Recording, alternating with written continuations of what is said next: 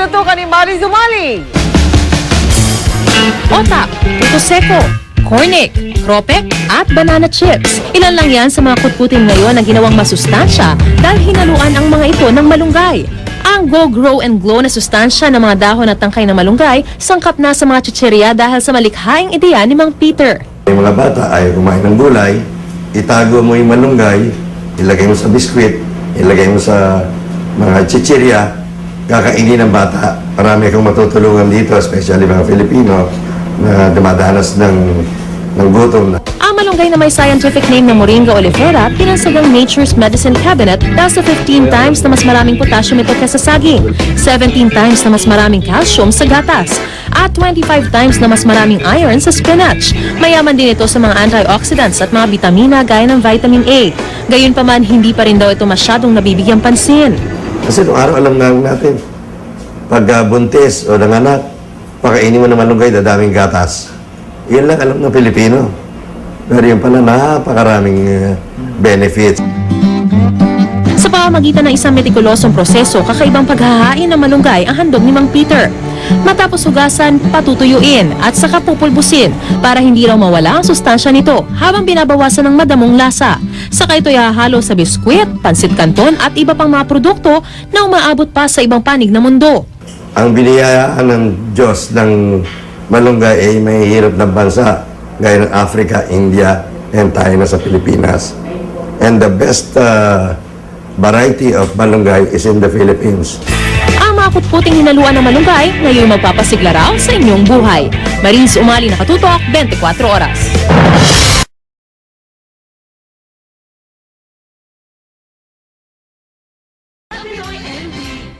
Isa po sa mga kinagigiliwan nating mga Pinoy na pastime, yung pagkain, di ba? Pero hinay-hinay lang din po tayo dahil ito nga ay tinuturing na risk factor din sa ating kalusugan. Yung pagkain natin, syempre, dahil yan yung nagbibigay sa atin o hindi ng mga nutrients sa kailangan natin, di ba? Oo, Connie, alam mo, dahil na sa pag-aaral, lumalabas na yung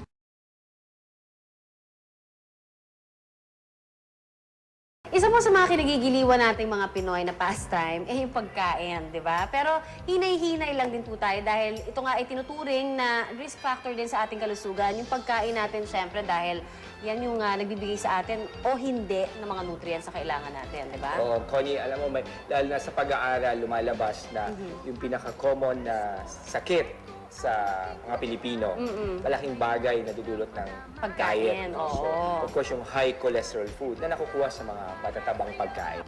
Kaya naman, bibigyan po namin kayo ng isang healthy recipe sa tulong ng isang chef para naman dun sa mga nagda-diet o kaya mas nagiging conscious sa kanilang health, na nagiging vegetarian na tulad ko. Oo. Ito po ang meatless recipe sa ating Luto Lusog.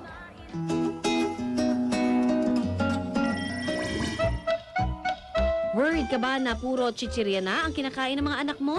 At wala na siyang sustansyang nakukuha sa mga ito?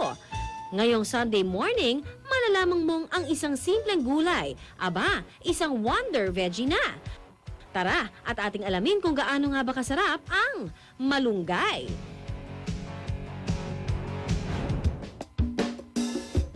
Dito sa isang farm sa Morong Rizal, pangunahing tanim ang Moringa oleifera o kilala sa tawag na malunggay. Lahat daw ng parte ng halamang ito ay nagagamit kung hindi man sa pagkain, madalas ay sa panggagamot. Ayon sa mga eksperto, napakalaki ng tulong ng malunggay dahil sa daming tong bitaminang taglay. Marami din itong medicinal uses. Nakatutulong ito para mapaayos ang takbo ng digestive system, lalong-lalo na sa mga batang constipated. Tumutulong din itong magpalakas ng immune system. Kaya naman okay na okay itong sangkap sa mga snack para sa mga bata. Para makagawa ng mga pagkain ito, kailangan gawing flakes o pulbos ang malunggay. Isa-isa itong tinatanggal sa stalks. At saka pinatutuyo. Pagkatapos, saka sisimulan ang pagpupulbos. Hindi ito basta-basta nakakayanang gawin sa bahay, ngunit pwede namang mabili sa mga supermarket. 75 to 100 pesos ang presyo nito. Kapag may malunggay flakes na, pwedeng-pwede nang gumawa ng ilang healthy recipes. Gaya na lang ng malunggay hotcake. Kailangan lang ng 2 kutsarang mantikilya, 3 tasang hotcake mix, 3 tasang tubig, at 1 kutsaritang malunggay flakes. Unahin muna natin ang premix na hot cake. Then, isusunod natin ang tubig. Susundin lang natin kung anong direksyon na nakasulat sa premix. Haluin maigi para lumapot. Isabay na rin sa paghalo ang malunggay flakes. Painitin ang mantikilya sa kalan. Ito yung lalagay natin.